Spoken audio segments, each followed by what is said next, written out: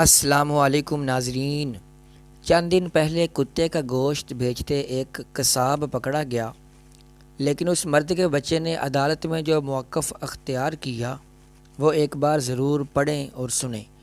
ایک بہت ہی سبق آموز تحریر ہے۔ کچھ دنوں پہلے ایک قصائی کتے کا گوشت فروخت کرنے کی وجہ سے گرفتار ہو گیا۔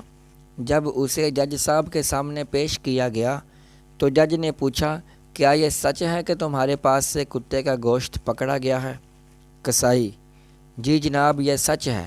جج: تمہیں شرم نہیں آتی کہ تم انسانوں کو کتوں کا گوشت کھلاتے ہو؟ قصاب: نہیں جناب، میں انسانوں کو کتوں کا گوشت نہیں کھلاتا۔ جج: کیا مطلب؟ ابھی تو تم نے خود اقرار کیا۔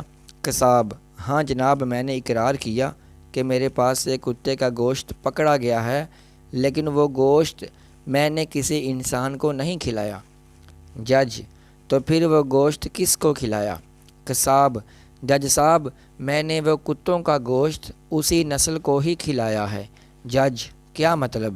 ملزم: مطلب یہ ہے جج صاحب کہ میرے پاس ہمارے ضلع کے بڑے بڑے افسران، سیاستدانوں کے چمچے اور دوسرے مفت والے آتے تھے اور مفت میں چھوٹا گوشت لے کر جاتے تھے، اور نہ دینے پر دکان سیل کروا دینے کا کہتے تھے۔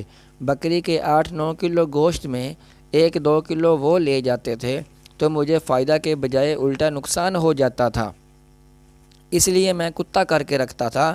جب وہ لوگ مجھ سے مفت کا گوشت لینے آتے تو میں ان کو وہ گوشت دے دیتا تھا۔